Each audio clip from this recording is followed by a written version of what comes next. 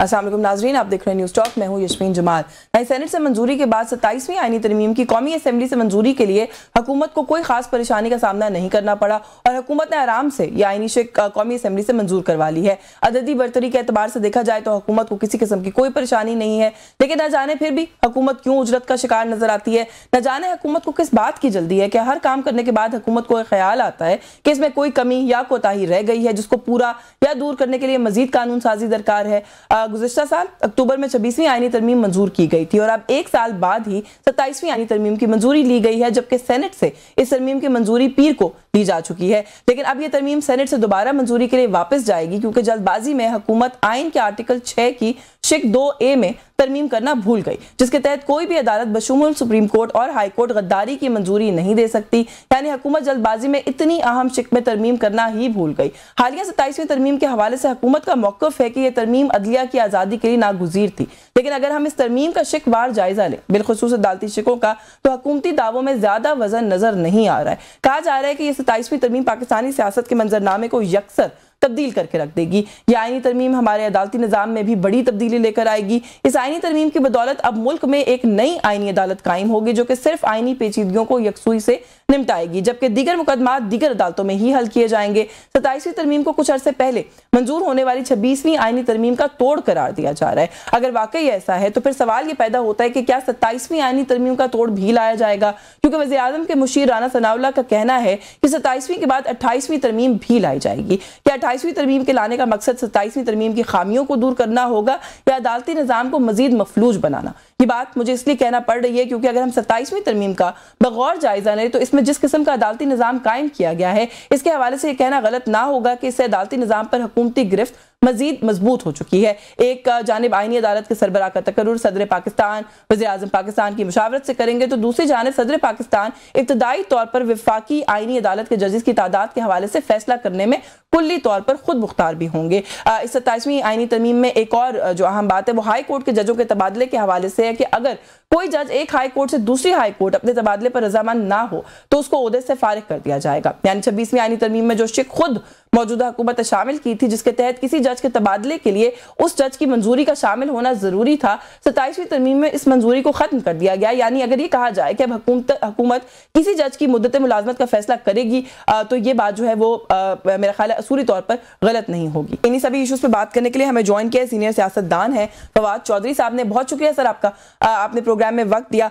Sir सबसे पहले तो मेरा ख्याल है कि ये जो इतनी सारी जल्दियां थी 27वीं तरमीम को मंजूर कराने की, कि एक ट्वीट आती है बिलावल भुट्टो साहब की और उसके बाद और आज के दिन के अंदर बहुत ही कम, कोई 7-8 दिन गुजरे हैं मुश्किल से मेरा ख्याल है, और हम जो है वो कौमी असेंबली से भी जो है वो मंजूर करवा चुके हैं 27वीं आईनी तरमीम को। तो सर थोड़ा सा इसके ऊपर पहले एक ब्रीफ से अपनी राय दे दीजिएगा कि आइन है उसमें तरमीम करनी है, आपको नहीं लगता कि ब्रेनस्टॉर्मिंग होनी चाहिए थी, इसके ऊपर बातचीत होनी चाहिए थी, थोड़ा सा इसके ऊपर बैठ के कुछ और लोगों का ओपिनियन भी लेना चाहिए था, फिर करना चाहिए था? याशफिन, इशू ये है कि ये जो आईनी तरमीम हुई है पाकिस्तान में, बुनियादी तौर के ऊपर तो जो सियासत के अंदर जो एक शॉकवेव्स हैं उनको ऑब्जर्व करने के लिए, उनको बर्दाश्त करने के लिए ये आईनी तरमीम जो है वो की गई है। खाली आइन में लिख देने से चीजें जो हैं उनको वो रिस्पेक्ट या कंसेंसस तो नहीं मिल सकता। इससे पहले आप देखिए कि जिस तरीके से आइन को मजाक उड़ाया जा रहा है 2.5 साल पहले, यानी आइन के अंदर लिखा हुआ है कि असेंबली टूटेगी तो 90 दिनों में इलेक्शंस होंगे, लेकिन आपने देखा कि इलेक्शन नहीं हुए। फिर आर्टिकल 2 हमारा कहता है कि पाकिस्तान को गवर्न करेंगे chosen representative of people of Pakistan. अब आपके सामने ही है कि जितनी चोजन ये पार्लियामेंट है, यानी पूरा इलेक्शन ही चोरी हो गया और आप क्या उसके जो है वो बात करें। तो प्रॉब्लम ये है कि ये जो अभी अमेंडमेंट्स हैं इनका जो तरीकाकार है या इनकी जो एक्सेप्टेबिलिटी है वो जनरल ज़ियाउल हक की 8वीं तरमीम से ज्यादा नहीं है। तो they will always be considered कि ये एक आउटसाइडर इंटरवेंशन है आइन के अंदर। जो 1973 का जो मुत्तफिका आइन था, इन अमेंडमेंट्स को हमेशा उन जो जिस तरह से 8वीं तरमीम को हमेशा एक बैरूनी चीज लिया गया था, इसको भी एक बैरूनी, लेकिन सर जो मुत्तफिका आइन बनाने वाली पार्टी है वो शामिल थी इस आउटसाइडर इंटरवेंशन के अंदर, इसको कैसे देखते हैं? वो तो देखिए ना, उन्होंने अपने आप को जुल्फकार अली भुट्टो और बेनजीर से ताल्लुक कर लिया है और वो एक इंटीरियर सिंध की छोटी सी पार्टी बन के अपने आप को जो है वो खुश हैं, तो उस पर क्या किया जा सकता है। वैसे जो बॉडी लैंग्वेज थी आज बिलावल भुट्टो साहब की, उससे ये तो नहीं लग रहा कि वो अपने आप को एक छोटी सी रीजनल पार्टी समझते हैं। वो तो बड़े जोशो खरोश से आज बात कर रहे थे।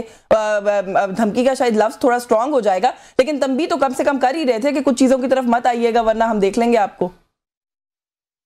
नहीं, वो तो बिलावल भुट्टो ऐसे बातें करते हैं, उन्होंने जो जो करवाना था अगर उन्होंने करवाया है।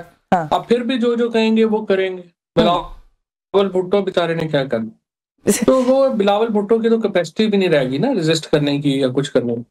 तो ये तो ऐसी बातें हैं, किस्से कहानियां हैं। आई थिंक अगर 28th अमेंडमेंट के बारे में ये आ रहा है कि डेवोल्यूशन लाएंगे, तो वो देखिए वो तो एक ऐसी तरमीम होगी जिससे लोगों का मुफाद जुड़ा हुआ है। हाँ। लेकिन फ्रैंकली वो बिलावल भुट्टो, मरियम नवाज, ये जरदारी साहब और अपना नवाज शरीफ साहब के होते हुए मुझे लगता नहीं कि वो हो पाएगा। और देखते हैं कैसे आगे चलता है। चले, आज वैसे भी बड़ा दिन था, 27वीं तरमीम नवाज शरीफ साहब को पार्लियामेंट तक तो ले आई। हो सकता है कुछ और मामला के ऊपर जो है वो बातचीत तक भी जो है उनको ले आए। लेकिन सर, क्योंकि जाहिर है आप सीनियर कानूनदान भी हैं, वकील हैं, प्रैक्टिस भी करते हैं, किस तरह से देख रहे हैं जो अदलिया वाले मामला इसके अंदर किए गए हैं? पहले तो एक ओवरऑल ओपिनियन दे दीजिए, क्योंकि मैं तो जिस भी किसी से बात करी हूँ वो ये कह रहे हैं कि अदलिया के हाथ वगैरह पहले ही बंधे थे, पाँव शाँव भी बांध दिए हैं अब इस तरमीम के बाद। तो थोड़ा सा इसके ऊपर what is your take on this? देखिए, पहली बात तो यह है कि जो ये कॉन्स्टिट्यूशनल कोर्ट है, इसकी तजवीज सबसे पहले चार्टर ऑफ डेमोक्रेसी में आई थी जी। और उस वक्त ये इसलिए आई थी कि उस वक्त पीसीओ जजेस थे सारे के सारे, जो मुशर्रफ साहब के पीसीओ में आए हुए थे। तो बेनजीर भुट्टो और नवाज शरीफ साहब ने ये कंक्लूड किया कि ये जजेस जो हैं, अगर आइन के अंदर इनके फैसले हुए तो इससे आइन मस्ख होगा, लिहाजा एक ऐसी नई अदालत होनी चाहिए जिसकी जो ताल्लुक है वो परवेज मुशर्रफ साहब की रजीम से ना हो। तो पहले ये बैकग्राउंड था जिसमें ये सीओटी आई थी। अब ये जो सारे जजेस हैं, जाहिर है ये पीसीओ जजेस तो नहीं थे, और ये जो उस वक्त भी जो कॉन्स्टिट्यूशन कोर्ट का तस्वुर था वो एक आर्जी कोर्ट के तौर के ऊपर था जी। 6 साल तो बुनियादी तौर के ऊपर जो हुआ है ये सारा आपके सामने। इसके नतीजे में तो जो आइन की जो पूरी की पूरी जो एक आप समझिए कि जो सेपरेशन प्रिंसिपल है वो तबाह बर्बाद। एक्चुअली तो जहां तक जुडिशरी का ताल्लुक है वो तो 26वीं तरमीम में तबाह हो गई थी। 26वीं तरमीम के बाद जब वकला, बार काउंसिल्स और जजेस जो हैं वो 26वीं तरमीम को नहीं रोक सके और आपकी जो अपॉइंटमेंट्स हैं सारी वो चली गई एग्जेक्टिव के पास। तो उसके बाद फिर फ्रैंकली बहुत बड़ा कोई इतना बड़ा चांस मौका रह गया नहीं था कि वो ये कर सकते, इसको बचा सकते। लेकिन 12 इसको रोका जाना चाहिए था। जो उस वक्त 26वीं तरमीम को पॉलिटिकल पार्टीज में अपोजिशन जो है वो बचा नहीं सकी। और उसके बाद जो सुप्रीम कोर्ट ने जब 90 नशिस्तें तोहफे में दे दी नून लीग पीपल्स पार्टी को, तो उसके बाद तो फिर जाहिर है ये तो उस वक्त तो अब तो मुर्दा तो हो ही चुका था। अब तो आप समझिए कि नहलाना और दुलाना और कब्र में डालना था, वो उन्होंने अब डाल दिया। नहीं, लेकिन सर इसके अंदर फिर भी थोड़ी सी फर्दर क्लैरिटी कि कॉन्स्टिट्यूशनल कोर्ट्स और भी दुनिया के ममालिक में हैं। अगर कॉन्स्टिट्यूशनल मामलात के लिए एक सेपरेट कोर्ट का कयाम कर दिया जाए, मैंने यहाँ पे 1-2 हुकूमती लोगों से पूछा था, वो ये कहते हैं कि इतनी ज्यादा पेंडेंसी है केसेस की तो बर्डन कम हो जाएगा, क्योंकि बेशक कॉन्स्टिट्यूशनल जो केसेस है उनकी तादाद बहुत कम है लेकिन वो वक्त बहुत ज्यादा ले लेते हैं। तो इसमें क्या खराबी है?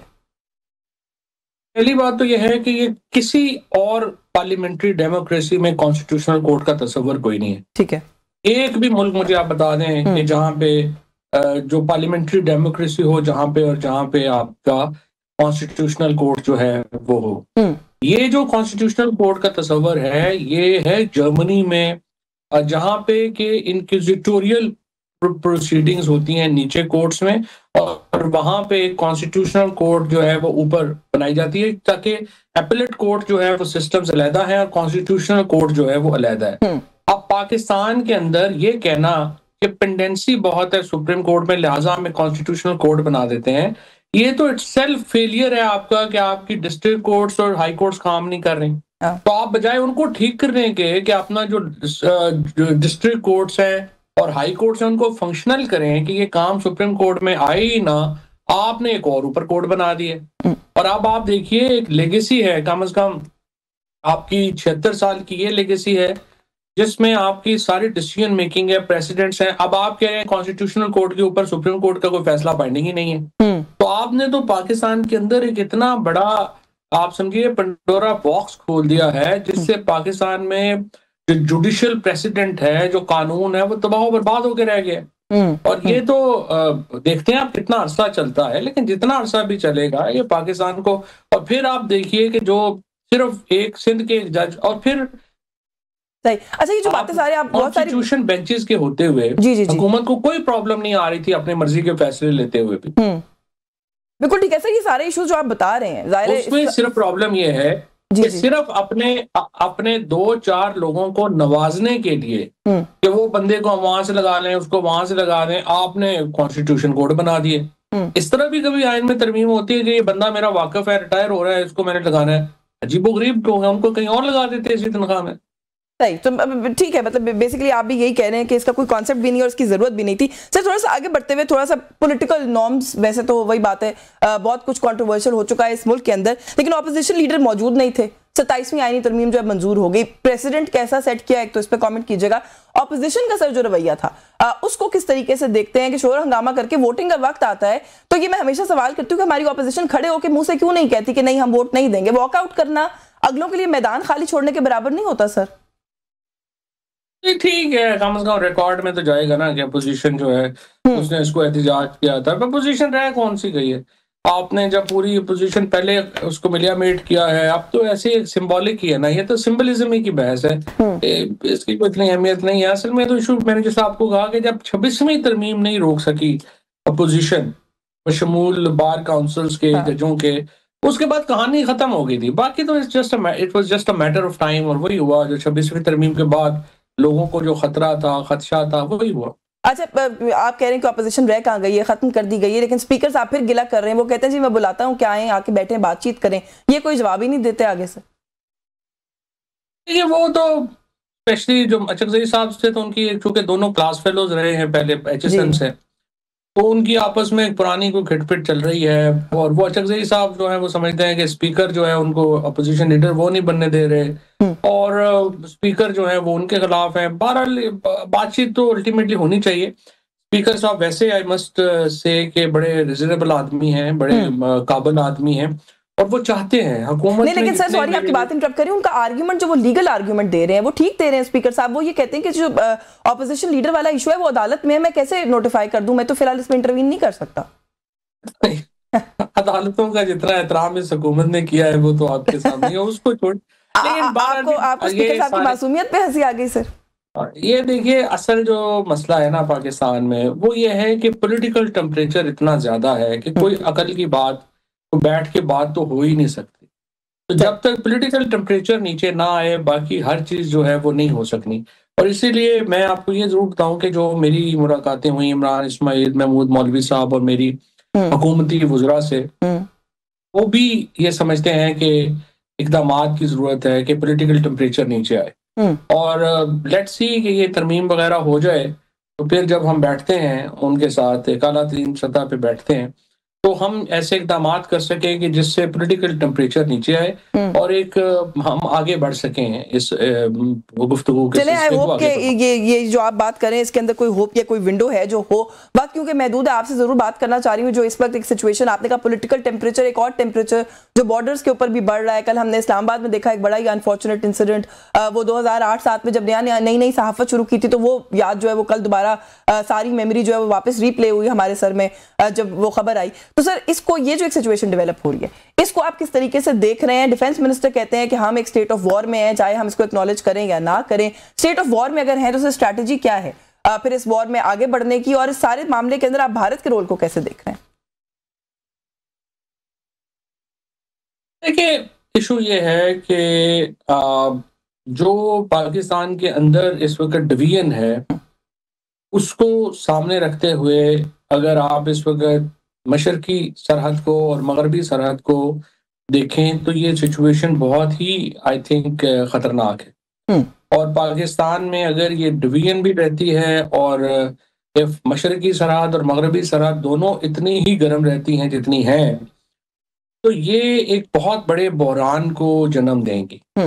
और अगर हमने पाकिस्तान को अपने जो बैरूनी खतरात हैं उनसे निपटने के लिए इकट्ठा ना किया अब आप देखिए ना कि मौलाना फजलुर रहमान साहब जैसे जो एक बड़े लीडर हैं, वो पार्लियामेंट में खड़े होके कह रहे हैं कि देखिए अगर आप इंडिया से लड़ेंगे तो फिर तो पाकिस्तान इकट्ठा है, लेकिन अफगानिस्तान से अगर आप लड़ेंगे तो पाकिस्तान इकट्ठा नहीं है।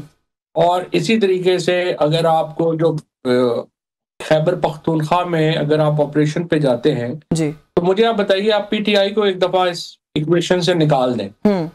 आप मुझे बताएं कि क्या एएनपी आपके इस फैसले में आपका साथ दे रही है, जेयूआई दे रही है, पीटीएम दे रही है, यानी कोई सियासी धड़ा तो आपके साथ होना चाहिए ना कि जो खैबर पख्तूनख्वा से आपके साथ हो। तो ये जो पॉलिसीज हैं इनको भी एक नजरसानी की जरूरत है। और जिस तरह एपीएस के सानहे के बाद जनरल राहील शरीफ ने एक ऑल पार्टीज कॉन्फ्रेंस के जरिए एक नेशनल एक्शन प्लान के ऊपर एक I would say consensus build किया था, अब भी जरूरत है कि हम सारी सियासी जमातों के साथ उस तरह का एक नेशनल एक्शन प्लान तरतीब दें। बिल्कुल सर, सेगमेंट खत्म हो गया, वरना मैं मजीद बात करती। आप बिल्कुल दुरुस्त कह रहे हैं कि नेशनल एक्शन प्लान की तरह की कोई चीज या जो ऑलरेडी एग्जिस्ट करता है उसके ऊपर अमल दरामद, एपीएस का आपने हवाला दिया, वाना गॉड फॉरबिड एक और एपीएस हो सकता था हमारे साथ जिससे हम बच गए हैं। तो मेरा ख्याल है कि इट्स टाइम कि हम ये जो आप बात करें कि नैरेटिव जो सेट करने की जरूरत है, वहां के लोगों को ऑन बोर्ड लेने की जरूरत है, उसके ऊपर भी काम करें। आई रियली होप कि ये अब 27वीं आईनी तरमीम और ये सारा मामला हल हो गया तो इसके ऊपर काम जो है वो शुरू हो जाए। आपका बहुत शुक्रिया, आपने प्रोग्राम में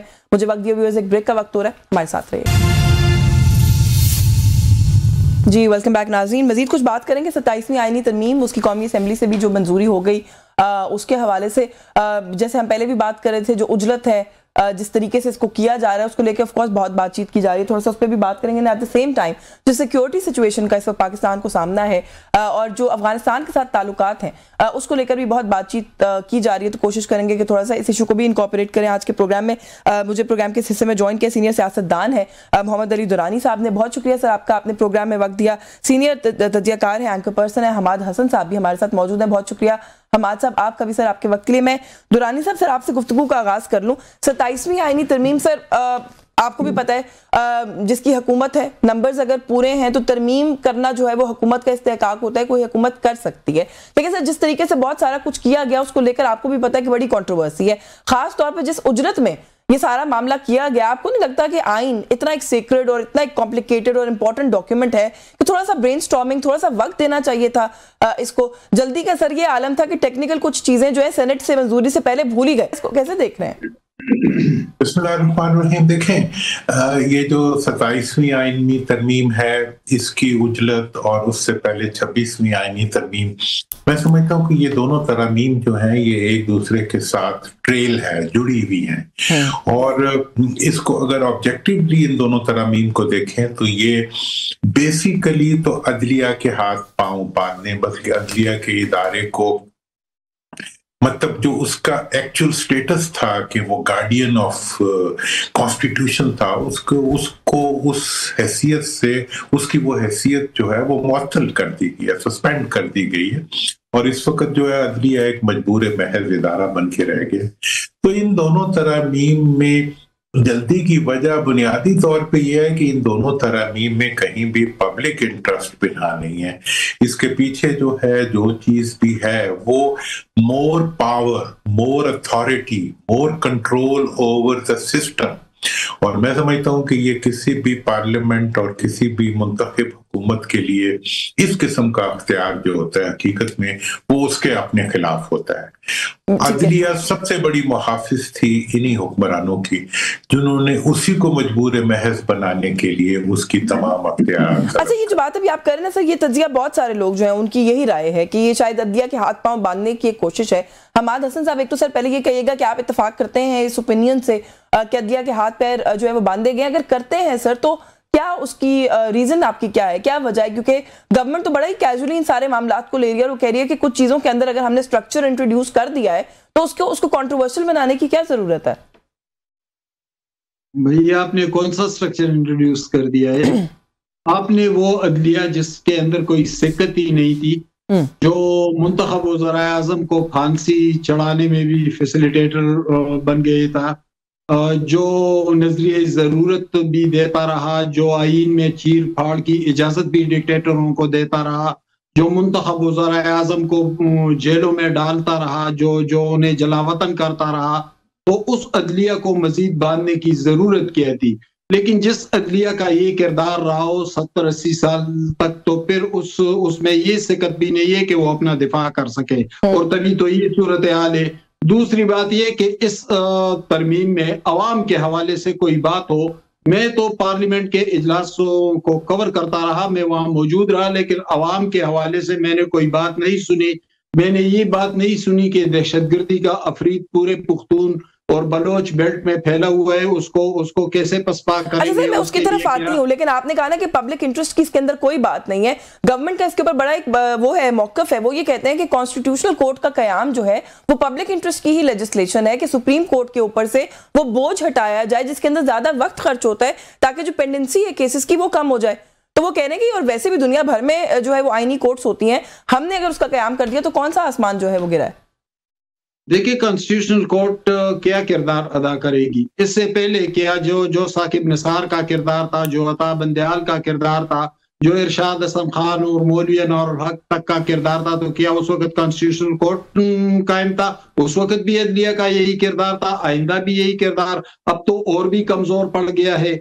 अब तो 2 हिस्सों में उसको मुनक़सम कर दिया गया है। सुप्रीम कोर्ट से सोमोटो का इख्तियार भी वापस लिया गया है, उसके भी हाथ पैर जो थोड़े बहुत खुले थे वो भी बांध दिए गए हैं। तो इसमें मुझे तो कोई ऐसी चीज दिखाई नहीं दे रही है जो रियासत की मजबूती, जो अवाम की बेहतरी, जो जमहूरियत की भलाई के लिए हो। ये तो मुझे तो चंद अफराद के इर्द गिर्द घूमता नजर आ रहा है। इस आईनी तरमीम में तो मुझे कोई ऐसी चीज दिखाई नहीं दी जो मैंने कवर किया। बिल्कुल ठीक है। अच्छा दुरानी साहब, सर ये जो बात अभी आप भी कर रहे थे, आपने भी कहा कि कमजोर हाथ पैर बांध देना, हमाद हसन साहब का भी उस पर एक ओपिनियन है। सर बिलावल भुट्टो साहब ने आज बड़ी पुरजोश तकरीर की है, वो ये कह रहे हैं कि पाकिस्तान पीपल्स पार्टी ने जो पुराना अधूरा काम था, जो चार्टर ऑफ डेमोक्रेसी में अग्रीड अपॉन था, जो पूरा नहीं हो सका, आज उसको पूरा करने में अपना किरदार अदा किया। तो वो कहते हैं कि चार्टर ऑफ डेमोक्रेसी में भी ये बात तय हुई थी कई साल पहले, तो अगर आज हमने उसके ऊपर इंप्लीमेंटेशन कर दिया तो ये तो एक खुश आइंद बात है। देखिए, कौन सा चार्टर ऑफ डेमोक्रेसी और कहाँ तय हुआ था, मैं तो उस जमाने की हर चीज का विटनेस हूँ। 4 दिन बाद जब चार्टर ऑफ डेमोक्रेसी पास होने के बाद कौन कहाँ बैठा हुआ था, हमने अपनी आंखों से देखा है। इसलिए बस बातें ठीक है, सियासतदान बेचारों ने बातें ही करनी होती हैं, क्योंकि उन्होंने देना तो आवाम को कुछ होता नहीं है। मैं बिल्कुल अग्री करता हूँ आपकी इस बात से कि इस सारी अमेंडमेंट में अगर कोई नहीं है तो अवाम नहीं है, अवाम का फायदा नजर नहीं आ रहा।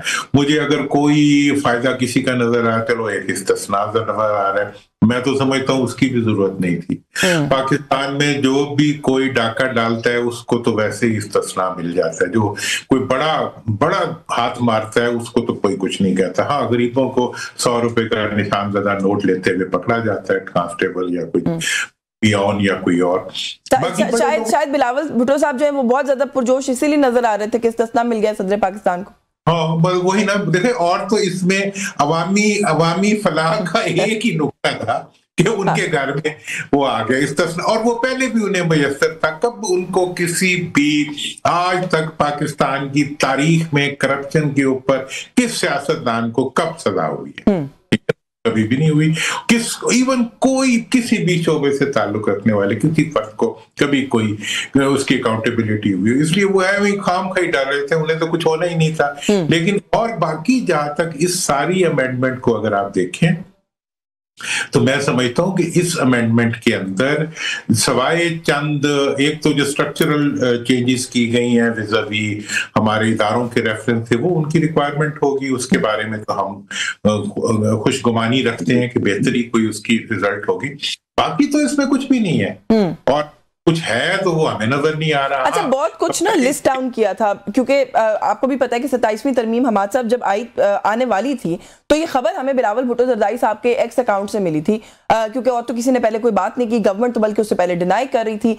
3, 4, 5 चीजें बिलावल भुट्टो साहब ने अपने उस पोस्ट के अंदर जो है उनको लिस्ट डाउन किया था कि इन इश्यूज के ऊपर हम 27वीं तरमीम में बात कर सकते हैं। अब बात जो है वो आखिर में सिर्फ 1 या 2 इश्यूज के ऊपर आके रहेगी, बाकी सारे मामला जो है वो खत्म हो गए। पॉपुलेशन प्लानिंग की बात उन्होंने की, एजुकेशन पॉलिसी मेकिंग की उन्होंने बात की, एग्जीक्यूटिव मजिस्ट्रेट्स की बात की, ये सारा कुछ हमने देखा है कि एनएफसी ऑफ कोर्स उसकी बात की, ये सारी चीजें हमने देखा कि इंक्लूडेड नहीं है इसके अंदर जो तरमीम अभी की गई है। और जो तकरीर मैंने कहा कि पुरजोश की है, उसके अंदर उन्होंने अभी ये कहा है कि हम देखते हैं कि किस में जुर्रत है कि 18वीं तरमीम को जो है वो हाथ लगा सके, उसको कोई हाथ नहीं लगा सकता। तो अब इसके अंदर आप इसको कैसे देख रहे हैं? इसके अंदर क्या मैसेज है कि पहले कहा कि हम इन सब चीजों पे बात करें, आप कहते हैं कि इसमें जुर्रत है जो हाथ लगाए? देखिए, बिलावल भुट्टो या शहबाज शरीफ या मरियम नवाज या इन सब का एक बयानिया तो होगा, क्योंकि इस निजाम के बेनिफिशरी वो है। पीपल्स पार्टी को देके प्रेसिडेंसी उनके पास है, चेयरमैन सेनेट उनके पास है, पंजाब और पुख्तनख्वा की गवर्नरिया भी है, सिंध गवर्नमेंट भी है, तो दूसरी तरफ मुस्लिम लीग के पास पंजाब जैसा सूबा भी है, मरकज में वजारत उज़्मा भी है, तो वो तो सारे इस निजाम के बेनिफिशरी है। इस निजाम के बेनिफिशरी तो मैं और आप नहीं है, दुरानी साहब नहीं है। जाहिर है कि हम तो वो बात करेंगे जो हकाइक पर मबनी है, जो हमारे सामने है। एक और बात की तरफ मैं थोड़ा सा जाऊंगा यशफीन जी।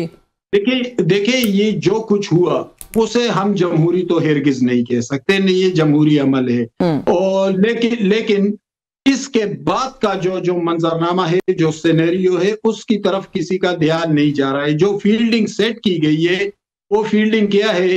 वो अदलिया जो पहले भी बेदस्तपा थी, जो पहले भी कभी मुजाहिमत नहीं कर सकती, उसको मजीद बेदस्तपा कर दिया गया। सोमोटो इख्तियार लिया गया, कॉन्स्टिट्यूशनल कोर्ट को अलग कर दिया गया। उसमें कौन से जजेस आएंगे, क्या वो मुजाहिमत कर पाएंगे या नहीं कर पाएंगे? जब वो इकट्ठा था तो मुजाहिमत नहीं किया था, तो अब क्या मुजाहिमत कर पाएंगे? दूसरी बात ये कि अदलिया जो एस्टेब्लिशमेंट का हिस्सा हुआ करती थी, उसको अलग कर दिया गया। अब एस्टेब्लिशमेंट यकनोकाती हो गया है, एक जगह पर आ गया है, यानी एस्टेब्लिशमेंट का हिस्सा अदलिया नहीं रही। एक और ये जो नई फील्डिंग की बात मैं कर रहा हूं, उसमें इस्तिस्ना भी दिया गया, बाज अफराद को बहुत सेफ किया गया मुस्तकबिल के लिए। तो क्या आने वाले दिनों के लिए एक फील्डिंग सेट की गई है? और क्या ये फील्डिंग इसलिए सेट की जा रही है कि कोई बड़ा फैसला आने वाला है? चले इस पे बात करते हैं, ये इंपॉर्टेंट आप बात करें। मुझे एक ब्रेक लेनी है कि कोई बड़ा फैसला आने वाला है क्या, उसके लिए कुछ सेट किया जा रहा है? कुछ लोगों की राय ये भी इस पर आ रही है कि कोई भी हुकूमत जब कोई तरमीम करती है, उसको सोच के करना चाहिए कि आज हुकूमत में, कल ऑपोजिशन में होंगे, और जब होंगे तो क्या ये सारा कुछ फेस कर सकेंगे कि नहीं कर सकेंगे, शायद वो नहीं सोचा। इस पर बात करेंगे इस ब्रेक के बाद। हमारे साथ रहिए जी। वेलकम बैक नाजरीन। एक दो और भी चीज़ें अफगानिस्तान से जुड़ी जिन पे मैं बात करना चाह रही हूँ आप लोगों से, लेकिन दुरानी साहब क्योंकि 26वीं आईनी तरमीम आई तो हमने देखा कि अभी उसके ऊपर बहस पूरी मुकम्मल नहीं हुई थी, अभी उसके ऊपर ओपिनियंस आना शुरू नहीं हुए थे कि 27वीं तरमीम आएगी, हमने ये बाज़गश्त सुनना शुरू कर दी। अब दोबारा यही सिलसिला है सर, अभी 27वीं तरमीम अभी मंजूर हुई है मुश्किल से, अभी तो उसके ऊपर तनकीद ही नहीं शुरू की खुल के लोगों ने, या अपना ओपिनियन देना नहीं शुरू किया। तो राना सनाउल्लाह साहब कहते हैं कि 28वीं की तैयारी भी हो सकती है। तो क्या रह गया है सर मज़ीद जिसके लिए 28वीं तरमीम आपके ख्याल में दरकार है? देखें, इस वक्त जो ये तरमीम हुई है, ये टाइम बेस्ट तंजीम थी, इसमें तरमीम थी जिसके लिए एक टाइम पीरियड डिजायर्ड था कि उसके अंदर हो।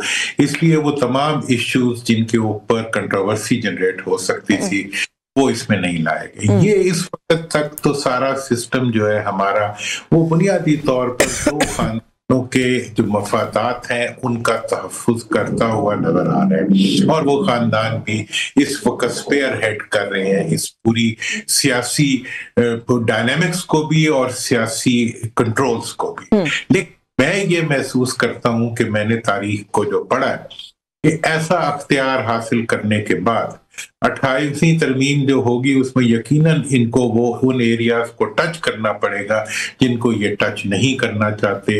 NFC अवार्ड के ऊपर इन्हें बात करनी पड़ेगी, क्योंकि NFC अवार्ड जो है अभी ये उसकी कैफियत है कि वो मरकज से सूबों के चीफ मिनिस्टर को चला जाता है। आवाम सर कैसे करेंगे बात? बिलावल साहब ने कहा है कि सूबों से अगर NFC पे कोई बात हो सकती है तो मजीद इजाफे की हो सकती है, फाइनेंशियल साइड की अगर हम बात करें, कटौती या कोई चीज वापसी की कोई बात नहीं हो सकती। हम तो कम होने की बात ही नहीं कर रहे, हम तो ये कह रहे हैं, मैं तो ये कह रहा हूँ कि भी सूबे ले लेते हैं, आवाम को नहीं देते। ये तो बात जी देखें, इशू ये नहीं है बल्दियाती निजाम बनाते नहीं है क्योंकि आवाम को देना पड़ेगा, बल्दियाती गवर्नमेंट्स को एम्पावर नहीं करते क्योंकि आवाम को कुछ देना पड़ेगा।